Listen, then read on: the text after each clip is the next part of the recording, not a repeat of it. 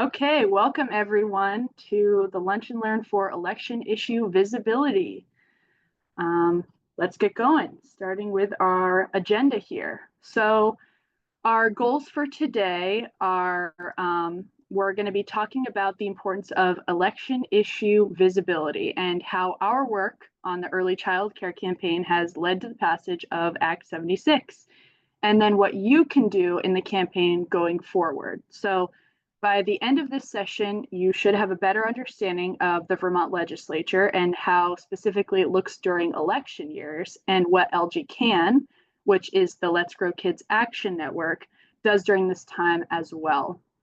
So we're going to discuss how endorsement decisions are made and where you can find them for your own reference, along with learning training tactics that you can use to increase issue visibility. And then finally, we're going to take you through what Election Day really looks like behind the scenes.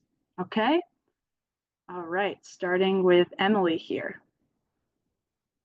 All right, I'd love to see these vote t-shirts. Gets me in the election mood. So very, very excited to be here to talk to you all about this issue, as I said, and why elections matter. So let's just start in general, though we always have a child care bend to our presentation today. But in general, elections are really important around building a champion for your issue. So in this case, building childcare champions. So we use the election to really make sure we're building childcare champions through engagement and education and all the ways that we're really making sure folks understand what we need on childcare, what progress is needed, and understand why it matters to Vermonters. So we build our childcare champions. I'll talk to you all in a minute about our endorsement process, one of the key ways we begin the process of champion building. So that's one reason why elections matter.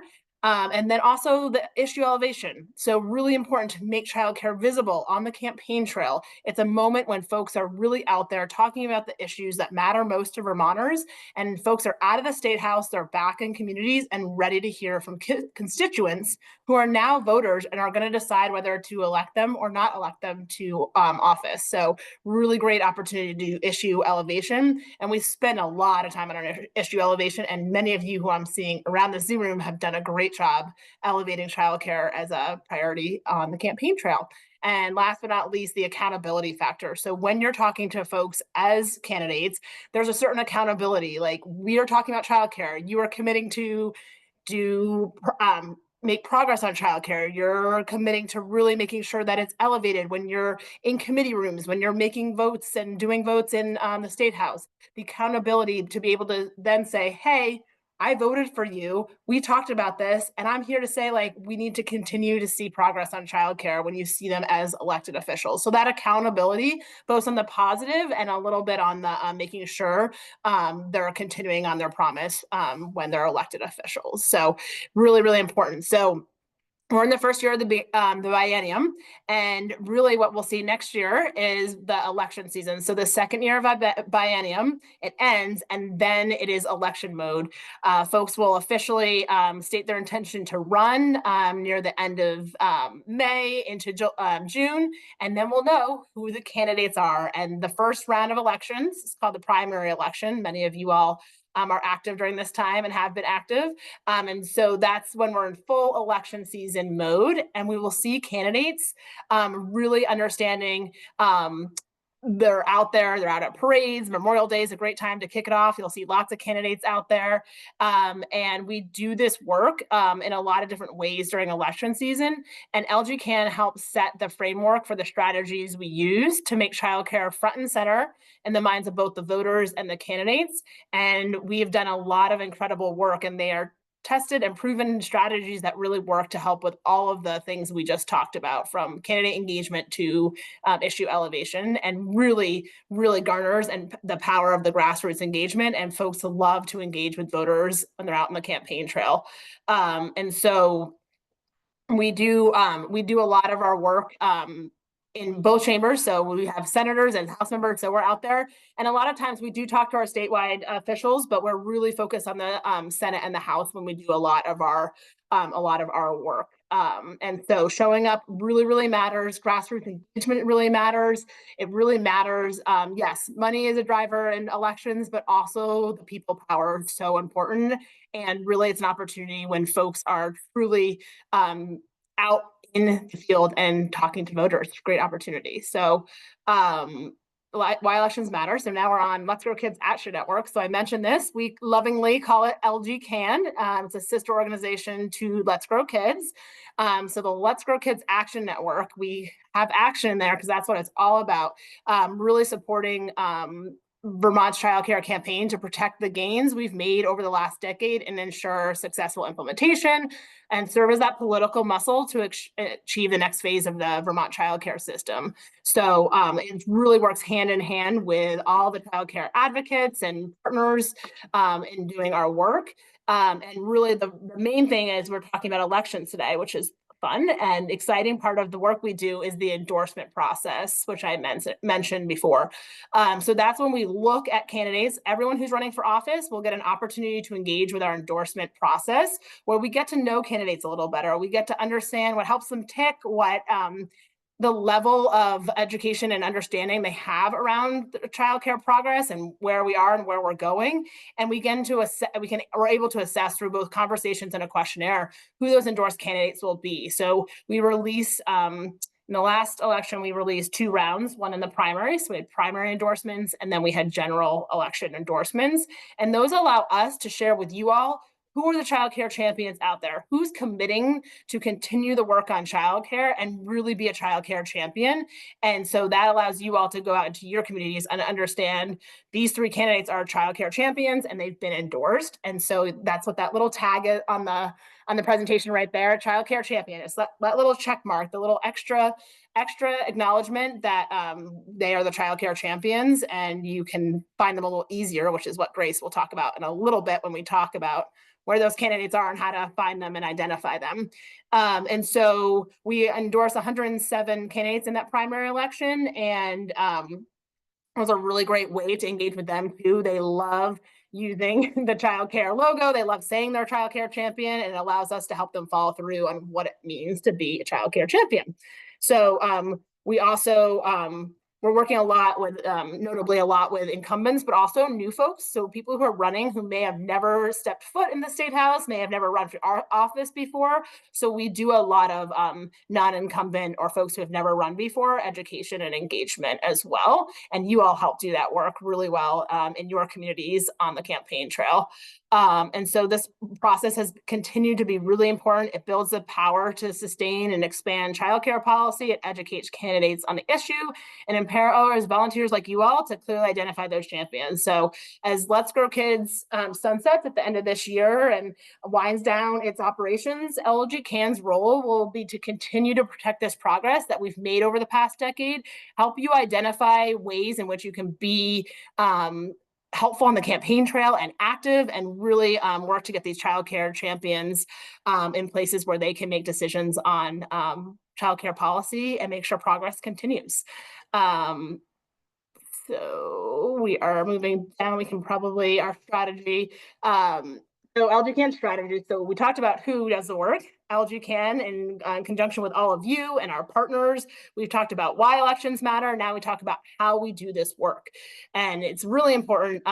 We talked a little bit, so we talked about that issue endorsement, and we talked about issue elevation and, oh, great, that's me talking about the path election. We can do that too. Let me just finish up here. Hold on, one more quick thing, and then I'm going to stop for a second after to see if you all have any questions. But election visibility. Thank you, Grace.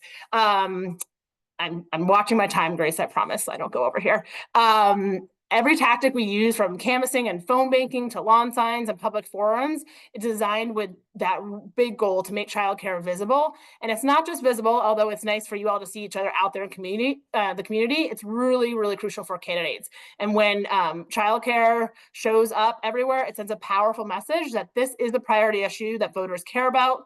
And the more candidates that see that childcare is being discussed, demanded by their constituents, the more they recognize its political weight, and they're more likely to lead on it when they show up at the state house. So it's really, really important. And that consistent public support for childcare champions, which we'll talk about in a little bit, and is listed here, that last one, that direct candidate and support while they're in the throes of hard campaign work, knocking on doors and doing phone calls, that becomes really, really crucial in relationship building and leaves a lasting impression. When voters turn out for these candidates and share their campaigns on social media, amplify their campaigns on childcare platforms, legislators notice and they will remember. And it really is that foundational way that we can build relationships in the state house. And they also talk about it. They talk amongst each other. They talk about it to other voters. So we really saw a dramatic shift in the past two elections cycles. When we engaged politically, we saw a shift in the way that people talked about childcare with much more knowledge of the issue and ability to talk about what progress truly means here in Vermont. And then we also saw it elevated just generally on the campaign trail as one of the top issues, up there with the environment and the economy and housing and healthcare.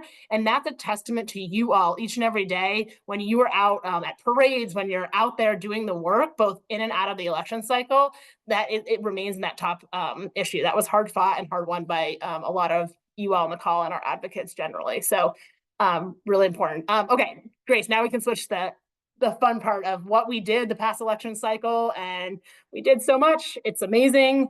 And I see some of the folks. We see Grace in there. We see Shayla, one of our field organizers, and some volunteers. So we did 37 events, 156 attendees. We sent, so this is what, it doesn't happen by magic, right? This LGK field team you all hear from and love to hear from, I know. And sometimes 2 and 3 times a week, it's so important. So thank you for picking up their calls. Thank you for saying yes, even when your life is busy, because those emails, those calls, those texts, not only did they result in all this awesome visual action on the election trail, but it resulted in action of electing childcare champions that are making a difference right now. They are fighting on the budget. They are advocating for childcare funding as we speak in a longer than usual session. And it's because we are doing this work to build those relationships, and they know this issue is important to Vermonters. And so thank you for doing this work. Thank you for being part of this past election season. We hope you will continue to engage in this way, along with the other ways that you do your work with us. And we wouldn't be successful without all of you showing up to get these alerts from LGCAN, and we would not be successful if you all don't take time like today to take this training and understand why we do the work we do. And so thank you for keeping childcare top of mind for voters and candidates. I will stick around to answer questions. I have a sick kid at home, so if I jump off, I'm so sorry, but I will try to stay so I can answer questions, and I will see you in 2026 in the election cycle, if not before. So thank you all. Oh, wait. Grace, sorry. More. So I was supposed to give you a better intro there. Sorry. That's okay. Great. One more thing, and Grace is going to take it away. How can we engage in these elections? So we talked about it. So we talked about the why they matter, the how we get our work done, who's helping get the work done, and now we talk about how you can personally engage in these elections. So right back to it, we're going to do the issue elevation, we're going to do the candidate engagement, and then the volunteering for candidates, which is that direct support we talked about. That is, you're supporting or opposing, usually supporting candidates out there, door knocking and phone banking. So Grace, lovely Grace, can take it away into the tactics and how we do all this work. Yes, I mean, before we get into the tactics, so we're going to talk about some tactics that you can do all on your own, but there are some things that happen that your candidates might organize themselves. But how do you know when these are going on? First, you need to find who's running in your community for office. So we've identified that this website here I've got on the left, Vote 411, is the best way to find out who's going to be on your ballot. Also, questions that are going to be on your ballot that are helpful to, learn. So it'll take you, this first page here is where you'll end up if you just Google Vote 411, and then you click on what you want to know. If you want to find out who your candidate is, it's really small, but I think it's this one here. Someone can correct me. It's right there. But then you'll go to the second page here, and then all you have to do is enter your address, and it's going to find your race for you and tell you who's running. And then from there, this is where you're going to have to do some research on your own candidate. So, in this century, candidates, they give information through a whole slew of ways. They might have social media accounts. They might have a newsletter that you sign up for on email. And here, wherever you find out they're posting this information, this is where they're going to post what community candidate forums they're going to be at and what meet and greets they might have at a coffee shop where you can meet up with them and ask them questions, or where they're going to be having honk and waves, or more door knocking stuff like that you can get involved in once you learn more about the candidate if you want. But also a lot of times, the party as a whole will have some sort of a calendar or an Instagram page. The Windsor Democrats, they have a calendar. The Chinjin Democrats, they have an Instagram. So you can look for those too. But a disclaimer, candidates don't have staff, neither do the Vermont legislators. So a lot of the time, almost all of the time, this stuff is not as organized as we'd like it. That's why a lot of times when we text you, this past election season, we were texting you sometimes only a few hours in advance. And that's just how it goes. You do what you can, you go to what you can. Sometimes, if we're talking about an incumbent, someone who has already won their race before, they might not really be doing anything because they feel really comfortable in their races. You might not be able to find anything about where they're going to be. And in that case, if you're not finding anything on a candidate, they're likely just going to be at big community events. So, we were usually at the 4th of July parade as our candidates, and big Vermont Harvest Festival, stuff like that is a good bet during the summer when election season's happening, that you will see a candidate. And yeah, next I believe we have Helena. Nope, me. So the first tactic we're going to talk about, an LGK favorite, some of you have probably participated in these, honk and wave. So this is a visibility tactic. You're just holding a sign and trying to get people to think about the thing you're doing. It's a really fun way to get involved in campaigns. You do it with a group of friends or just people in your community. It's pretty easy to organize, and if you're someone who doesn't really feel comfortable speaking in public or posting about something on social media, this is probably the way that you're going to want to get involved. So all you have to do is show up at a busy intersection at a busy time of day, hold a sign, and just smile and wave at people. This one here, I wanted to say it was at the Essex Four Corners. It's definitely not. I think that's a Washington honk and wave somewhere, Washington County. You might be thinking, if some of you have kids and you want to bring them, a busy intersection might not be the best idea. That's totally fair. You kind of just have to use your judgment, because some honk and waves, the picture in the beginning of me here, I'll just go back to it. This one here, this was in Colchester. And there was a huge field behind us, and the kids were able to play and have fun and be, a really far distance away from the busy intersection. And it was great. People loved it. I would say some tips are: bring snacks, even if there's no kids there. Adults like snacks too. Bring music. And that's really it. They're really fun. Stay out there for an hour during the busy time, and then you're done. Awesome. Okay, let's talk about sharing your story during campaign season. So, during election season, one of the biggest priorities for the field team is supporting our volunteers in crafting and sharing their childcare stories. So, we spend a lot of time working with folks to write, revise, and feel confident about putting their stories out into the world. So, as you can see on this list, there are a variety of options for sharing your childcare story, including writing a letter to the editor, posting on Front Porch Forum, sharing on social media, or speaking at a house party or a candidate forum. So each of these formats gives us a different kind of reach, but they all serve the same purpose, which is making childcare real, urgent, and personal. In the past, many volunteers have found that writing a letter to the editor is one of the most impactful ways to share their story. And while this may feel intimidating at first, the process is much easier than it seems, and most newspapers just require you to email your letter to a specific email address, and that is it. So, why is sharing your childcare story important? First, stories introduce people to experiences they may not be familiar with. Maybe someone has never had to think about childcare before, but your story helps them understand how it impacts families, providers, and the community. Second, stories create connection. When someone reads in the newspaper or hears in a forum about a neighbor who has to drive 2+ hours away for high quality childcare, it sticks with them in a way that statistics just don't.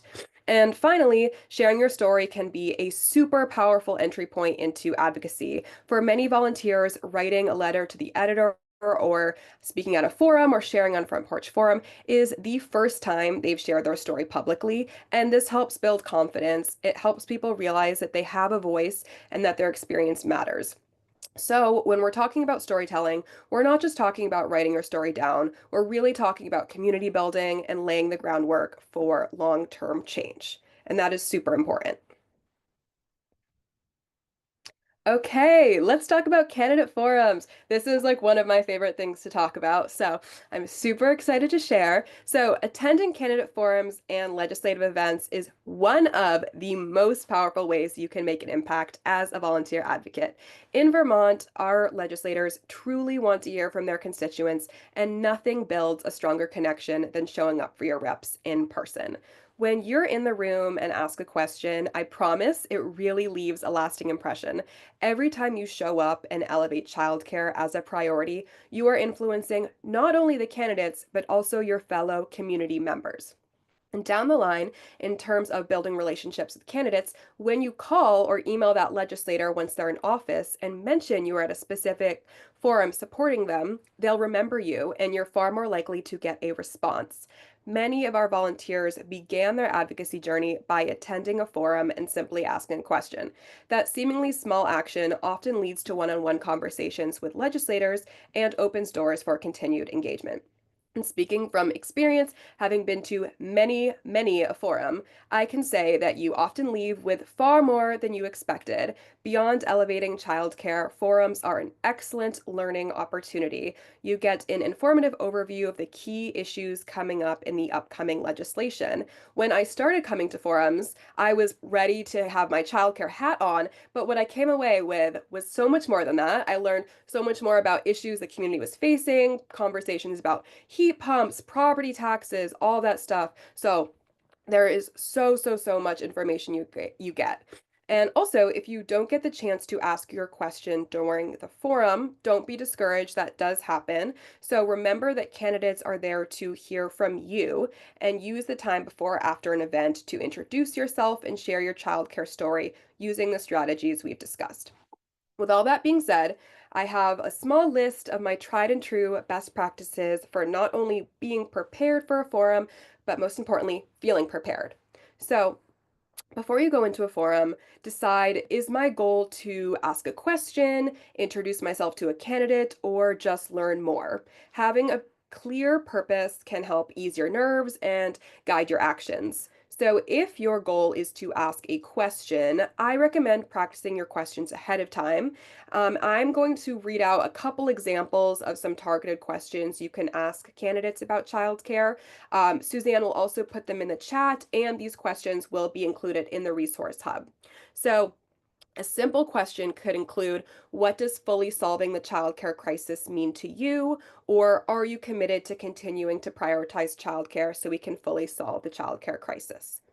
Other ways to prepare yourself include giving yourself a pep talk. I know that sounds kind of silly, but trust me, it can be super intimidating to stand up in front of a packed crowd and ask a question. So, giving yourself a little confidence boost, coming with some friends who have your back and are ready to support you are all so great. And again, if you're not ready to ask a question, that's totally fair.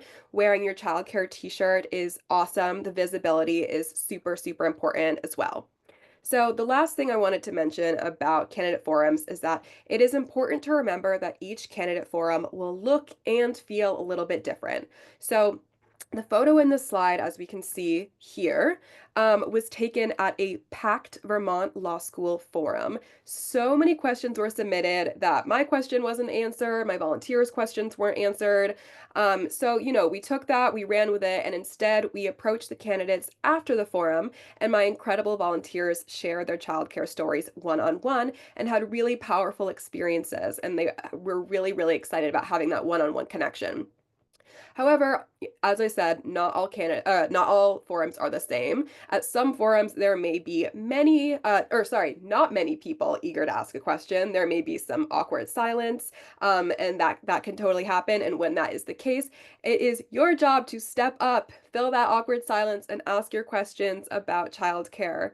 I know, and I recognize it can be intimidating, but using these strategies, you will feel ready. All right. So the last tactic we're going to talk about are house parties. So what is a house party? It's a gathering at someone's house. It's a mix of friends, community members, neighbors, and the idea is you're all there to talk about an issue or a candidate. And it's usually between 8 and 15 people. And it's called house party. It can be held at someone's house, or it can be held at a neutral community space like a library or something like that, or even just outside. Has anyone here ever thrown a house party, a Let's Grow Kids childcare campaign house party, and want to talk about that experience? I can't see the chat, so Suzanne, you got this. Nothing in the chat, but I know there are people here who have, and they are amazing, and they did amazing. True. While people are contemplating talking, there's going to be time at the end to share some about this, so you keep thinking about it. But I'll keep talking about these. So when I first came to Let's Grow Kids and we started talking about house parties, I was kind of confused because all I knew about house parties were it seemed like wealthy people threw them. They threw, the people that were throwing them were people that were donating a ton to campaigns, and that's why the candidates went there, kind of like they owed them something. But that's not the case in local, Vermont state politics. You don't have to be a big donor to get a candidate to come to your house party. And even if the candidate doesn't come to your house party, that does not at all mean that the house party will not be effective. It will still be very effective if the candidate can't go, because the whole point of a house party is to show people why you care about something or believe a candidate is the right fit for your community. It's great if the candidate's there and can talk about issues and why they're running, but really who's going to hold the most sway in your community and with your friends and neighbors is you. So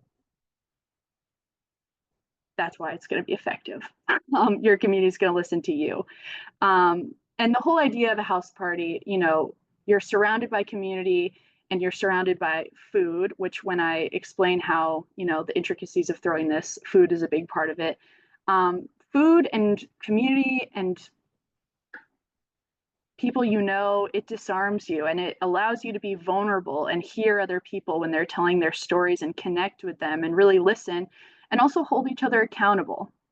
So how to do it? You're going to invite your neighbors with the premise to talk about a candidate or an issue, why you're voting for that candidate or why this issue is important. Our whole thing is childcare. We throw house parties about childcare. You do need a facilitator for these conversations. We usually recommend that it's the person who throws the house party, but really, as long as whoever the facilitator is knows that they're facilitating and knows their job, that they're supposed to get the conversation going, ask questions, that kind of thing, it'll all be fine. As I mentioned before, you should definitely have food and snacks. If you're throwing the house party, I know this can be a lot of pressure, but you can make it a potluck. Everyone can bring something. And then you are going to want to invite a candidate. And like I said, they might not come, but still invite them. It's interesting to hear their perspectives on whatever you have to say and for them to get to know you. And then once all of your guests have arrived and gotten comfortable, the facilitator is going to bring everyone together to talk about whatever you're going to talk about. And we recommend that the facilitator starts. Like I said, this kind of prompts other people to be vulnerable and share their stories. And usually people just jump right in and it's a pretty lively conversation. And that's all there is to it. But that's not all there is to it, because after the house party, you're going to want to have some sort of an ask prepared for your guests. We call these at Let's Grow Kids, and probably other organizations, but we call them calls to action, CTAs. So this can be just people signing up for an email list, or making a front porch forum post about something, sharing your story like we talked about, or participating in another campaign tactic we talked about, like a honk and wave, something like that. And you're going to want to make sure, you know, as a facilitator or the person who threw the house party, that you thank everyone after. It's always good practice to send people a text or an email, or even call them or write them a card if you feel comfortable with that. Just kind of thanking them for their time and vulnerability and listening, all that good stuff. House parties are great. They seem intimidating, but you can totally do them. We've had people do them before, and every time it's a big success. All right, and now that's all the election tactics we're going to talk about, and we're going to move to the get out the vote time in the campaign. Thank you, Grace. So, Get Out to the Vote, or GOTV, is the final and most critical stretch of any election season. It is a period of concentrated effort to ensure that voters turn out and make their voices heard. But for advocates, GOTV is more than just encouraging people to vote. This heightened period is a strategic opportunity to get in front of candidates when they are most active, most visible, and most receptive to hearing from their constituents. In Vermont, we're sort of unique. Early voting begins a full month before Election Day, which means our GOTV efforts typically kick off in early October. This is when the campaign season kicks into high gear. During this time, even candidates who were quiet all summer, and these are usually incumbents, will start holding events, canvassing, and making phone calls to engage voters. So, GOTV is essentially your last big chance before Election Day to secure a candidate's support for the issues that you care most about, like childcare. So, the work you do during this time doesn't just influence the outcome at the ballot box, but it also lays the groundwork for long-term impact. When you show up during GOTV, your presence sends a very powerful message. Constituents are watching and ready to hold elected officials accountability. So that visibility sets you up for success when it's time to ask legislators to support specific policies during the legislative session. Put very simply, volunteering during GOTV not only helps elect childcare champions, but it's also one of the most effective ways to make your voice heard, strengthen your civic muscles, and build lasting connections with the people who shape policy in our state. So, that's Get Out to Vote. Now we have something different. Yeah. Okay. Woo! It's election day. Yay, we've worked so hard. We've done so many things. We're not quite there, or well, we're almost there, but there's a lot of emotion, feeling maybe a tiny bit burnt out, but you can hold on to that emotion and just take a pause, because in Vermont, election day looks a little different. So there are multiple voting days due to early voting, and typically candidates who are less established are more present at polling locations, although incumbents will also be there. That's not always the case. It kind of depends on where you are geographically. And volunteers like ourselves will stand at the legal distance, which your candidate will know, holding signs to encourage voters. Election day is the final opportunity for your candidates to connect with volunteers and voters before the polls close. So it's super, super important. At Let's Grow Kids, we see Election Day as an important opportunity to show up not just to vote, but to visibly support candidates who are committed to solving Vermont's childcare crisis. In the past, LGK field staff have joined candidates at the polls with coffee, signs, and moral support. And I cannot emphasize enough how much that moral support is critical. These candidates have been working so hard, nonstop, for months in some cases, trying to be visible, being in the community. So to stand with them in this final 7 a.m. to 7 p.m. or whatever it is so, so, so crucial. Again, Election Day is a great day to volunteer for a candidate you truly believe in because it is that final push. It is that one last opportunity to remind voters why this race matters and to support our childcare champions. And it's also an important day to reinforce the Vermont culture of mutual care and support. Just really being there, supporting our candidates, asking them how we can help, what we can do for them.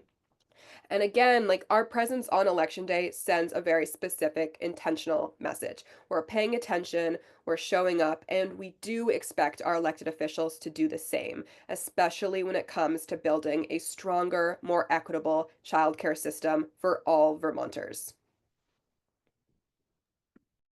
All right, and we're going to have a few good minutes of questions here, but I just wanted to remind everyone, we want everyone to ask questions, but you don't need to, feel like you have to have all of this memorized. We're going to send out this recording to people, as well as a bunch of resources about these election tactics. And moving forward, we've said this before, we are currently working on a resource hub where we're going to have these recordings, these trainings, as well as a bunch of other helpful things, pretty much anything you can think of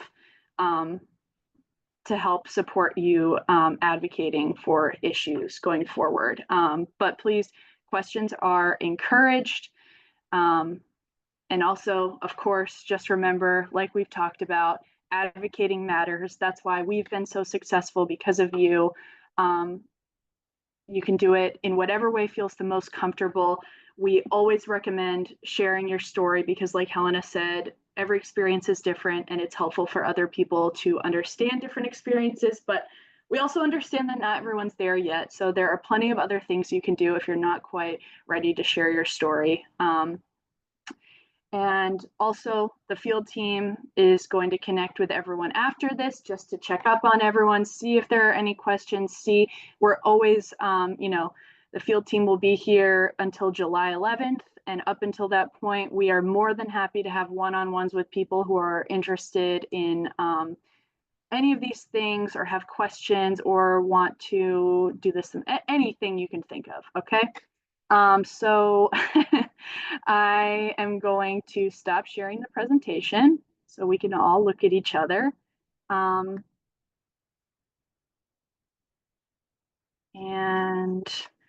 I am going to stop the recording as well. Right? Do we agree? Leave it on. You can leave it on. I'll leave it on. And we've got our first question, which I'm going to kick to Emily to figure out how to answer. When does session end? Well, Evelyn, it's such a good question. Thank you for asking this. And I think we could maybe place bets here and none of us would be right or one of us would be right. So generally, though, this is one of the longer sessions. So we joke, but also we are hoping the week after Memorial Day is when we'll see an end to session.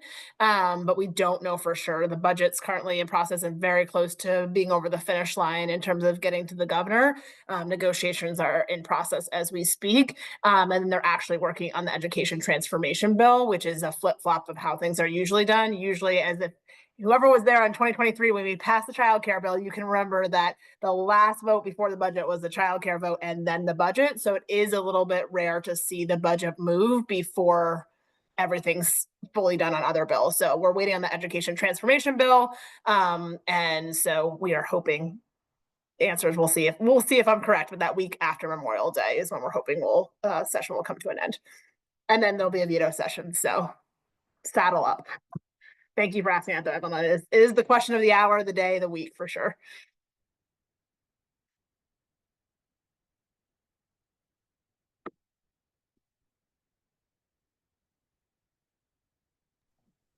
That's the only one we've got in the chat.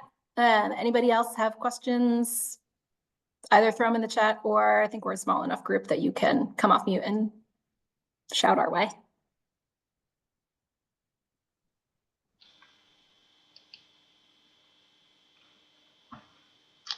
I'll ask a question here. How is your work and relationship to the legislature being impacted by, again, the I guess it's risen again, concern about PCBs in the public schools is a major economic impact related to education? Does that have consequences on the childcare side at all? I'm off mute, Suzanne, so I can take that. But I probably not answer your question exactly in a technical way, because that's not my area of expertise, but I can tell you, obviously, education reform has been a huge part of this session and continues to be, as you can see, because it's still moving. It's why the session is lasting a long time. So I think as costs rise for all Vermonters, affordability is top of mind for us here as we work on childcare. And what we are excited to talk about, and we continue to talk about, is how progress on childcare is really delivering for Vermont families and kids. We're seeing, 1,900 plus families getting childcare tuition assistance, and that's really making a difference in everyday Vermonters. And so when there's so much at stake for Vermont, when there's so many issues that are really pulling on the strings of the budget, we really kind of focus on the childcare piece and how we can do that. And we believe that when children, as many, I see some early educators here, when children are prepared and when we invest in our kids from the start, we are driving down costs. And when folks get to kindergarten and first grade and continue on through K through 12, that we're really making an impact and making sure our kids are school ready, show up ready to learn for when they enter those schools. So admittedly not a direct answer, because I don't know the exact answer, but it is generally, there's so many cost drivers right now, and that is certainly one of them, Gregory. So that's a really good point. Thank you for bringing it up. I see another hand by Shasta, one of our volunteers. Hey, Oh, I hear my friend in the background, maybe. yes, Phoebe is here with me. She's like homesick today. I'm so in solidarity with other homesick moms. My question is kind of like if like at town halls, right? Oh, we lost sound, Shasta. You're muted. Phoebe might have muted Shasta, so there we Yeah, go. Phoebe put me into safe driving mode, but I'm at home. Good. Okay, so my question is, I've been to town halls, and yes, they're super intimidating. And Jamie gave me a little tip of like try and be the first one to raise your hand, so I love knowing that now. But also like I'm just curious about people that maybe don't have their facts straight. Like how do we in the moment kind of like gently correct them? Or yeah, that's my question of if somebody's like misinformed on an issue. Helena, do you want to take that? I feel like in a forum, you shifted the dynamic of a conversation, or Grace, one of you was in one of those experiences, because I think generally it's about not saying that's not correct or that's not right, but really shifting the dynamic and sharing the facts in a positive way. And that's part of being in the room, is being able to do that. And I think, I don't know, Helena and Grace, do one of you want to jump in there? Yeah, I've been in a forum before when someone was kind of sharing some misinformation. I always like to think, and I think it's a good thing to keep in mind for community members, that, whether it's true or not, it's always good to just say they're not doing this on purpose. And in the community forum that I was in, that this happened, the legislators ended up correcting this person. I was like madly texting Emily about what to do because I was nervous. And I think it was about childcare. But if the legislator or someone else doesn't correct that person, if you feel comfortable, I think the best thing to do is, sometimes these things move so quickly, but I think the best thing is probably to just raise your hand and be like, hey, just going back to this, I had some questions about this. My understanding is this, always good to try to keep things as cordial as possible because, people get defensive. But I think, yeah, just calling attention to it. And even if you don't know the answer, just saying, hey, I would love for someone to look into this, even prompting your candidates to do that, is a great idea. I don't, Helena, do you have any other thoughts on this? Yeah, I had a sort of offshoot of your question. So this isn't going to completely answer your question, but I had a situation where the candidates took a question that a volunteer asked that we had sort of prompted for them and helped them create in a completely different direction, and they just completely misinterpreted the question. And there was that sort of like frozen, like, oh, uh-oh, like what's going on here moment. And my volunteer was so ready and so prepped, and she actually like very gently sort of interrupted and re sort of clarified the question. And she's been a long-term volunteer, so she felt really confident. But like Grace was saying, there was also a separate incident where there was another misinformation situation, and Senator Becca White, who is a child care champion, quickly got to the root of that and explained and sort of clarified. And that, I think, speaks to how important it is that we do have our child care champions informed correctly, have the knowledge and have the passion, because I think it was honestly so much more powerful from her voice speaking to the audience and helping her fellow candidate understand the issue. So sort of a two-part answer to a sort of different question, but I hope that helps.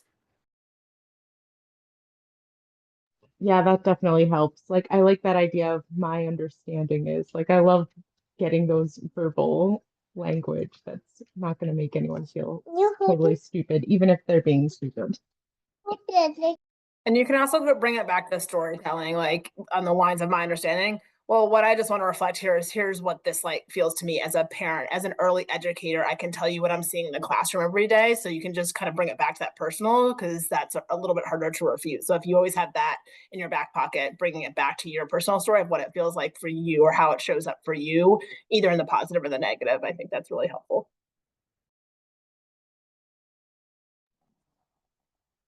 Any other questions on election tactics? If not, Wendy, we'll jump to yours, but I want to see if there's any more on election tactics.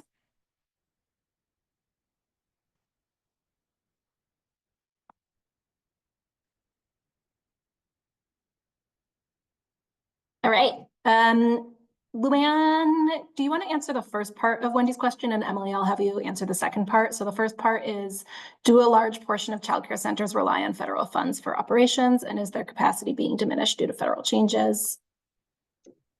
So typically most childcare programs, and remember in Vermont, most of them are small individually run businesses, either for-profit or nonprofit.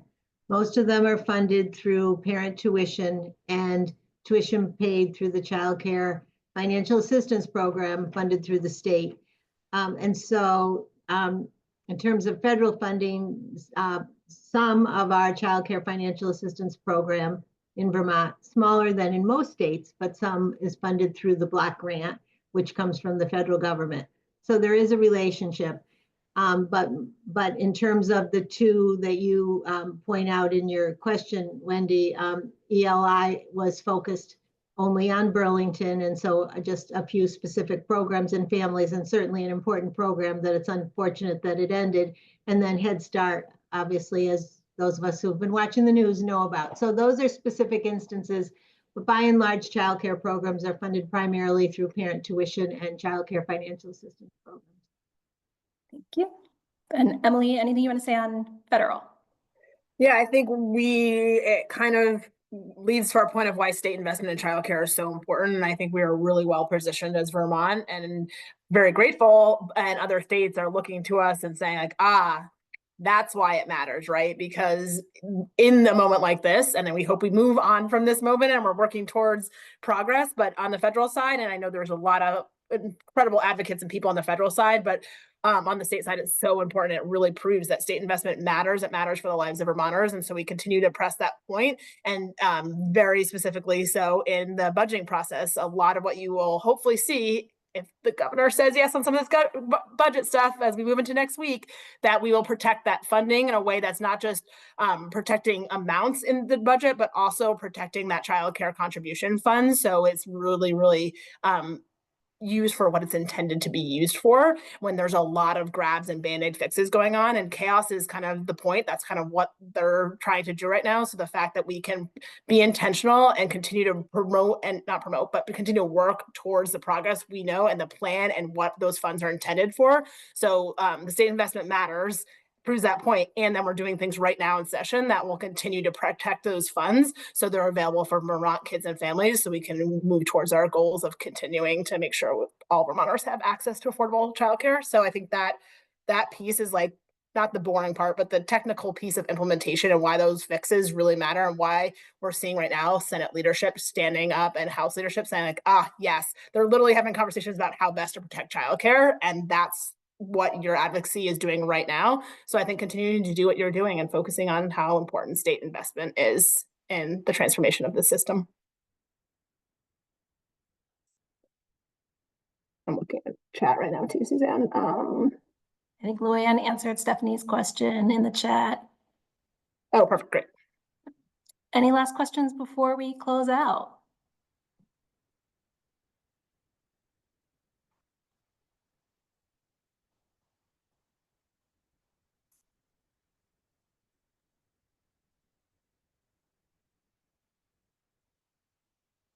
CCFAP is state. Is putting to the state. All right, we will wrap up, but remember, if you have any questions after this, please reach out to us at Let's Grow Kids. As the field team usually does, we're probably going to reach out to you first.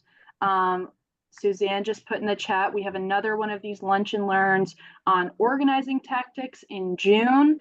So take a look at that, sign up for that. We're telling people, you know, even if that date doesn't work for you, if that time doesn't work for you, just sign up and we'll send you everything just like we're going to send you everything now. So thank you so much for coming, everyone. And we will be in touch soon. Thanks, everybody. Thank you. Bye. Thank you.